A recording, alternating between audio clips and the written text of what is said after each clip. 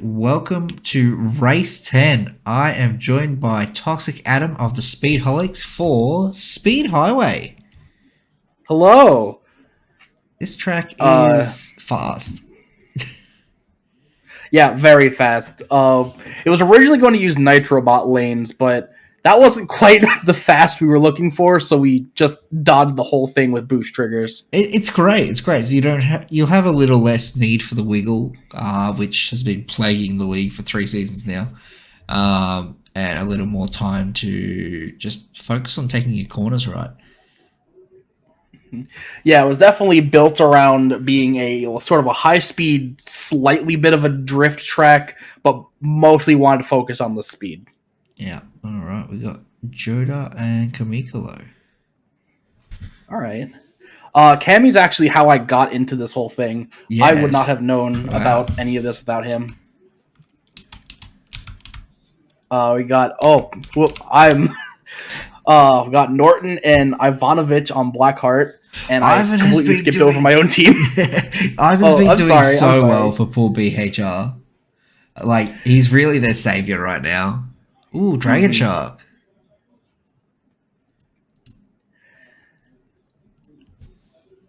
And Riptide also designer of the Riptide Stripes logo along as our own. Oh, that's awesome. So, I actually didn't know about that. Yeah.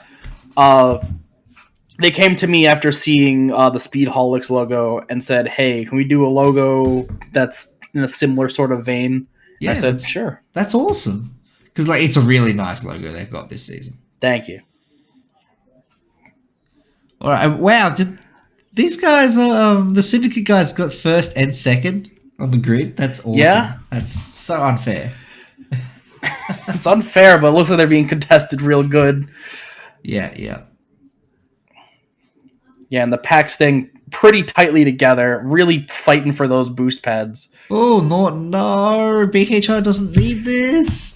It's so nervous for all 3 of these bottom teams because they've only got this race and then 2 more, and then that's it. 2 of them are gone. Yeah, and unfortunately, it looks like my team's one of them. Yeah. That's just how it is. It's going to be a huge upset if Speedholics goes through and takes out both the veteran teams. If I can actually get into a race, I'm going to see what I can do about that, but no promises yet. I don't think anyone would hold a real grudge, but here we go, Ivan. As I said, the savior for BHR. He's come in, he's done really well, finishing top 5, and looks like he might be the one that pulls BHR ahead and wins the season for them, or keeps them in to that 4th place. That's just kind of BHR's legacy of always being 4th place, just barely keeping it in there. Yeah. And you know what? You got to respect the hustle. Oh, Joda got slammed into a wall there. That's huge time loss. Yeah. Having trouble trying to get back at speed. Why does it look like Flariox is in a purple car there? Purple. It might just be the lighting. Muscle? Yeah, just. I was like, is that a BHR car? But it's not. Yeah, it just looks a little strange because, what is it called? Garage. Garage has the weird neon lighting that changes the way things look. It does, yeah. Norton's I got the stacked little spiral up here. It is just a really nice track. It does just, it feels like you're just flying. And look at this, Kami's dominating. This is good to see. I'm a huge Kami fan at the moment. He's done well all season. I was not expecting the new guy in the Syndicate to be just as good as the Syndicate other drivers. Yeah, but he really is. He does not. He lives up to his name. He is definitely a Kami, a demon on wheels. Yeah, the Wild Riders are all new to the league, but they don't feel like new drivers. Whereas Kami feels like a new person because no one had heard of him before all this, and he's just been rookie of the season. Yeah. Me and him have been racing in pubs basically since the game came out. Yeah. And what actually got us all into this whole scene was he was making a bunch of liveries with various characters on them. I'm sure you've seen those videos of his. Yep. And he's been like, there are other people doing this stuff. I want to get in touch with them, see who else is making these crazy liveries. Yeah. And that's how we found your server and how we got into all this. That's awesome. It's good to see. Like, obviously, I always want fresh blood coming in. You know, some people do get burnt out and take time off or retire in general, and new people keeps it fresh and keeps the league growing. And I think that's important. And Ivan's taken the lead here. Hello, this is the fight we want to see. I haven't seen a good old 1-2 fight for first and second for a while. Yeah. It's what we need. And everyone else is wiggling to try and claw their way back up to lead, going through the gate for the second lap there. Yeah, Wild Riders are up in like third and fourth too, so they're just getting all the points they need for, you know, winning the season. They're doing so well in the season at the moment. Yeah, they're definitely not unknown names. You see those people in public lobbies, you know you're in for a hard race, so yeah, not surprised to see them doing so well. Norton's climbing his way back up. Beautiful pass there on Flariox. He's really pushed his way back up from being in like 11th earlier. Yeah, going from 7th to 11th on a track as fast as this definitely can be a tough fight, so seeing him back up is definitely good to see. Meanwhile, Kami and Ivan up here are still fighting for tooth and nail for first place. Oh, he's taking the inside just that little bit faster, which is really good. Oh, and Alpha's just looking for them to make a mistake. You gotta watch out for this damn dinosaur too. Oh no, we don't want to see this. Kami's got two of them on him now. Kami's trying to shut him out. They've both just got faster cars than he does, and it's hard for him to just make his car work because he has to just win it in the corners. Oh yeah, that was just kind of a thing. He got kind of stuck on what car he was able to draft, mostly because he's on the winning team from last season. Yeah, absolutely. So he got like his, I think like 7th or 8th pick car. Oh, rough. That's yeah. The drafting system does get difficult, especially like if teams are really set on their best, like their veteran drivers having like certain cars. For new teams, it's not too bad because there's not really any like clamoring for the best car or for the most important drivers to get certain cars. But the S2K has been proven time and time again to be a contender in the league. Yeah, it is a very solid car. It's just so light. It's so hard to get it to get back up there once it gets shunted around a little bit. I reckon if there's one car that could fight a motorcycle... Oh, Jonah, no! Oh, hate to see it. Falling off on this loop. 8th place now. That's not good. Norton's up in 6th. I think he actually moved that loop there was actually a last-minute addition by Chase Fox right before this race. I think it was like maybe 2 or 3 days before the race. Wait, really? This used to be a tunnel section. Wild. So that's why you see that little kink in the road there. The one that kicked Jota off. That's rough. I seriously am amazed that Rocket Fire is performing here. Like, we see this like every season we've seen right near the end of the league. Someone in a Rocket Fire just does super well, like in like the second last race. We saw it season 1 with Velox Cheetah. We're seeing it again here that, this Rocket Fire will do nothing all season and then right before the end of the league, it just dominates a race. I mean, it is something of an awkward car to drive. It definitely plays a lot like the...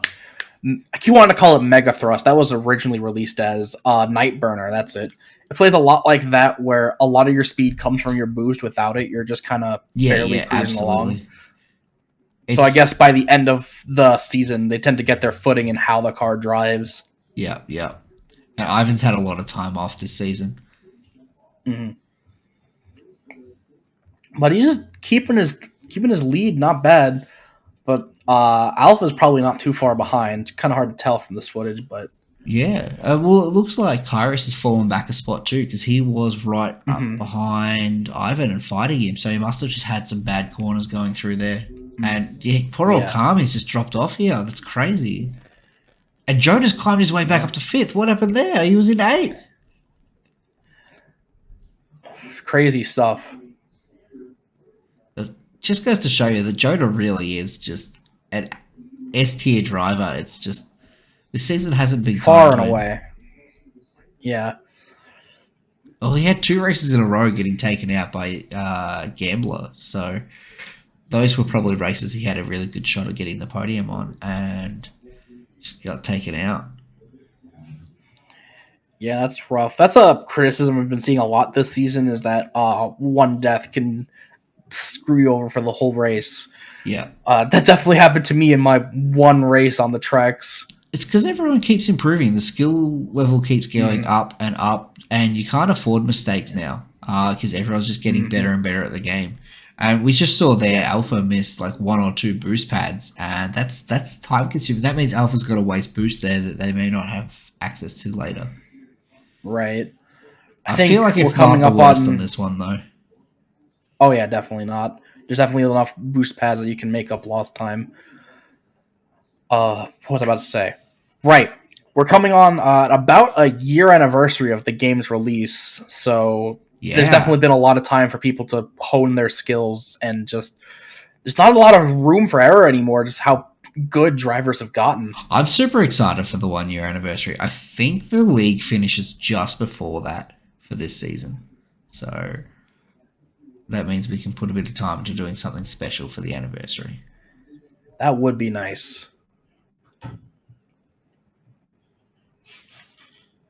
Maybe an event. That was a nice save right there. Cars.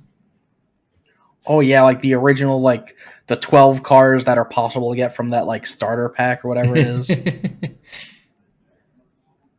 been so long since I started up, started a save file on this game. I don't remember exactly how it works. I remember I remember 3 boxes. It gives you 3 cars right at the start, and I was like, I just hope I get RDO2, and I got it, and I was like, sweet. RDO2 was so nutty. I remember when this game launched and RDO2 was like bugged or something, and it ran way faster than everything else. Ivan's dropped to 3rd. That's not good. Uh-oh. What happened there? Chris is in 1st now. Yeah. He got passed by these 2 Wild Riders guys. They're just so in sync and fast, and they're bumping each other, and that's exactly what Ivan needs if he's going to get around them before the finish. Oh my god, was that intentional? That looked so bad. Oh, that was tough. If I could only get like a replay of that, my guess is he was just trying to cut him off. It wasn't intentional. It was just desync. He got clipped by Alpha first, and that pushed him into the wall. But on Alpha's screen, she was just a bit further ahead, and it just pushed him into her. Now he's just got to try and get past Kairos. It's a 1v1 for the finish. They don't have long left. Oh, this fight's so good. And they are swapping place. Yeah. I'm sorry, I love you, Norton, but I don't want to see what's going on with Norton. I got to watch what's happening in first. Yeah, right? We got a good little bit before the last. I'm really happy to see the really jank turn. Oh my god! Oh, actually, that guy to put him back in it. No, he still lost 2 spots though. That's huge. Yeah, and like that was all just a crash on his own. Yep. Dragon Shark's doing really well for Neostorm here. They definitely need the points that he's going to get.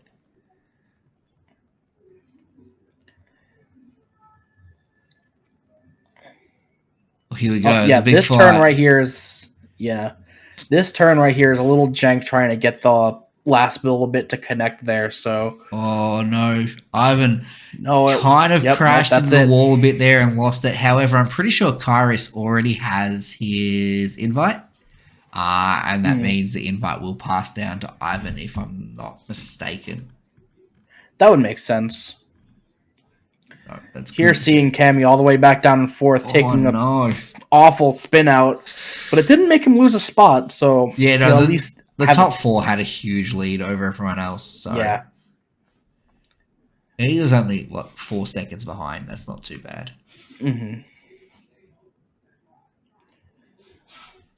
Joda managed to finish off in 5th. Well, this fight's to the tooth and nail.